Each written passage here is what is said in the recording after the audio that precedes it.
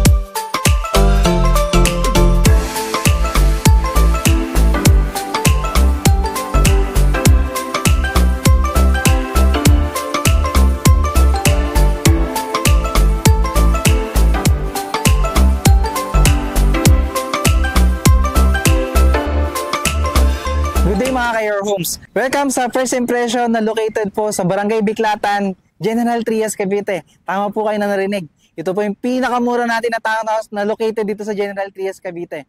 Yung mga unit po natin na i-feature, yung kanilang mga townhouse na si Calista na merong complete turnover, may kasamang gate, may kasamang fences, at napakaganda ng unit. Pero bago po natin yung tignan, first, please make sure to subscribe sa aming YouTube channel and i-click nyo na rin po yung notification bell para whenever na mag-upload po kami ng panibagong mga YouTube house tours, maging updated po kayo dito at kayo po yung mga unang makakita. Kami rin po ay nasa Facebook and TikTok. So please click like and follow para maging updated po kayo sa aming mga postings. Again, ako po si Carlo Felices together with my team sa likod po ng camera. And welcome po kayo to another Your Homes House Tour. Si first impression po natin na project ay located again sa Barangay Biklatan, General Trias, Cavite. Napakaganda ng location. Along the highway pa ito. At meron tayong mga townhouses na 2.6 lamang. Pre-selling po ang mga unit po natin dito. Kaya po habang meron pa, you can contact us para makapagbigay po kami ng mga information regarding this project dahil mabilis lamang po mauubos ito. And ito na po yung pinakamura natin sa General Trias, Cavite. Ang model unit po natin ng si Calista ay medyo mas lumaki yung ating mga lot area. Kasi po yung ating Calista Mid, minimum of 60 square meter na po yung ating lot area. Pero yung floor area po natin ay 40 square meter pa rin po. Sa mga end unit po natin, ang minimum po na lot area po natin ay 105 square meter at meron tayong floor area na 40 square meter pa rin po. So ngayon po nandito tayo sa First Park Gentry para lang po maipakita ko sa inyo yung mga unit na itatayo natin doon. Imagine lang po natin na mas malaki po yung lot area. So again, ang ating mga model unit po natin doon or ang mga unit po natin itatayo ay kasama na po ang fences at saka yung mga gate sa turnover. Yun na po yung mga less na ipapagawa po natin sa unit po natin mismo. So mga model unit po natin dito sa first impression ay meron pong mga townhouses at may single attached, may end unit din po. Lahat po yan ay complete ang pagkaka-turnover. So, yun po yung mga expect natin. Careless na lang po yung mga ipapagawa natin. So, dito po sa Calista Mid po natin, again, complete ang turnover. May vinyl na po na tile sa baba, sa second floor. Meron po tayong space para sa living area, may dining area, may kitchen area, may toilet and bath, may service area po tayo. Sa second floor po, meron tayong 2 bedroom na po yan. May partition na yan, kasama na po yan sa turnover. So, ano pang hinintay natin? Tingnan pa natin ang unit. So, dito, titignan natin yung kanilang actual turnover. Katulad po ng sinabi ko po sa inyo kanina, kasama na po ang gate at mga fences sa ating turnover. So, sa kapitbahay po natin na townhouse, kung mapansin nyo po dito, meron na po kayo fences dyan. Kung gusto nyo na lang po pataasan, pwede naman po yan. So, dito po, ito po yung ating space sa ating parking area. Mas malaki lang po ng kaunti yung itatayo natin sa first impression po natin. Pero ito po, para ma-imagine nyo lang, this is the space for the parking and kasya-kasya po dun yung parking area po ninyo. So, as you can see po, meron din po tayong saksakan dito kung kayo po ay naka-electric car or meron po kayong kailangan, may event kayo. Ayan po, may naka-ready na pong saksakan dyan. Modern na rin po pagkakadesign ng bahay. Ayan, napakaganda po. And dito po, bago natin pasukin ng loob, tayo po ay naka-metal flush door na kaya napaka-safe. Double lock set na rin po yan. Malaki pong bintana. May uning po na bintana tayo dito sa side po natin. So, tignan po natin yung actual turnover sa loob. Tara! So, ayan. Pagpasok po natin sa loob, bubungan sa atin ang actual turnover natin na complete na. Nakabinil na po ang sahig. Fully painted ang mga walls. Ceiling po natin fully painted at mataas na rin po siya. Kung mapansin po natin, dito na po yung ating space for the living room. Mamaya po, punta tayo sa kanilang model unit. Meron na po yung furnitures at may design para magkaroon kayo ng idea ano po yung pwede nyo gawin sa unit ninyo. Laki po ng bintana natin sa harapan. Yan, tingnan po natin yan later. So this is the space naman po para sa ating dining area. And ito po yung kitchen natin. Meron na tayong kitchen countertop. Meron na po tayong cabinet po dito sa ilalim. Stainless sink. Ganyan na po yung pagkaka-turnover. Papagawa na lang natin yan ng cabinet. Napakaganda na po yan. Katabi po niyan is yung ating toilet and bath po. So dito as you can see, complete na po ang pagkaka-turnover. Meron po yung fixtures, lavatory, may toilet, may shower po na kasama. Naka-tiles na rin po at fully painted ang wall at ceiling. Dito po may ventilation na rin tayo. Yan, kung mapansin nyo. Modern jalousie na rin po yan at PVC plastic door na rin po yung ating pintuan. Kaya po napakatibay. Katabi po nito yung access natin para sa ating service area. Kung saan, dyan na po yung pwede nyo gawing laundry area or kung ano pong gusto nyo gawing dito po sa space po na to. And may partition na rin po yan at metal flush door na rin po yung pintuan natin dito sa likod. So as you can see, this is the space for the ground floor. Bago po makalimutan, nandito po pa yung ating circuit breaker. Modern na rin po yan. Kompleto po ang ating mga saksakan. Outlet. Meron na po rin saksakan ng internet. Yan. Dito po sa side po na to, meron po tayong modern jalousie. Yan. Ganito po yung pagkaka-turnover nila. Ganda pa rin po tingnan.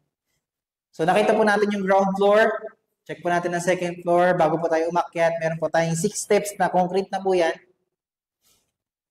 And meron po silang nakalagay po na vinyl. So dito po ang ating hagdan naman po, wooden planks. Kaya napaka-classy po tignan. And meron po tayong tubular at mga bakal dito po sa handrailing natin. So tara. Dito po sa ating hagdan, tama-tama po yung ating space. Hindi po mahirapan kayong mag-akit ng gamit. Meron po tayong mga bintana ditong owning sa baba at dito sa taas. Na-fix na po yan. Meron po natural light na papasok po. So pag umaga, hindi nyo na kailangan magbukas ng ilaw kung kayo po yung hahakit ng hagdanan.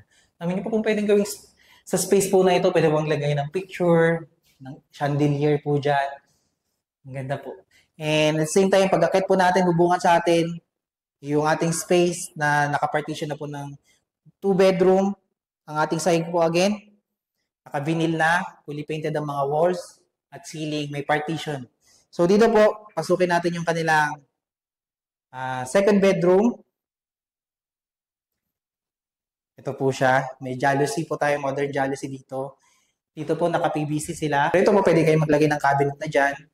And dito po kasyang-kasya yung single bed kung kayo po ay may anak. No? Modern jalousie na rin po yung nandito. Wala na po kayong ipagagawa. Alas lilipatan na lang po. Ito po yung kanilang second bedroom. Ito naman po yung kanilang master's bedroom. Dito po kahit maglagay kayo ng queen size or king size na kama, kasyang-kasya po dito. And as you can see po, malaki po yung bintana natin na sliding. And fully painted ang walls, ang ceiling. Okay na okay po yung space. So yan po yung ating actual turnover. As you can see, just na lang po yung paggagawa natin. And nakita nyo po yung actual turnover natin. Papakita ko po sa inyo yung model unit para magkaroon kayo ng idea. Kapag naman po may mga furnitures na at saka may design yung bahay. So tara. So ayan, tignan din po natin yung kanilang end unit. Sa mga end unit po natin again, meron tayong minimum lot area na 105 square meter or 105 square meter. Ito po kasi 60 square meter lang yung model unit po natin doon. So imagine niyo na lang po na mas malaki po yung inyong lot area. So to begin, magbigay lang po ng idea din po yung ating Calista Mid, yan po ay 2.6. Yung ating mga end unit po doon is nasa 3.8 na po yan. Pag-usapan po natin sa mga inquiry nyo. So ngayon, tignan po natin yung kanilang model unit para magkaroon tayo ng idea, no? Kung ano yung pagkaka-turnover natin. Same lang po dito sa labas, kompleto pa rin ng gate, may fences pa rin po. Naglagay lang sila ng konting landscape dito. Ganda. Pero dito po sa loob, pakita ko po sa inyo. Tara.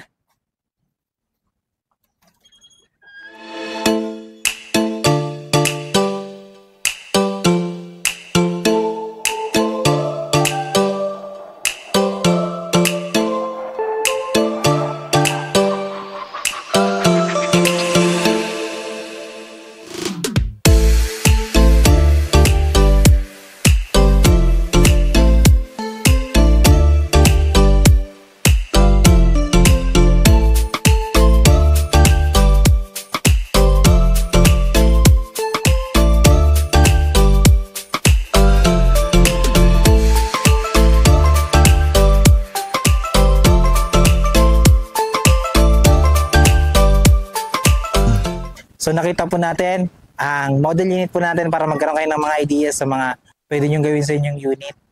Napakasulit po talaga ng unit na ito. No? Nakita natin yan, pag-usapan natin ang presyo.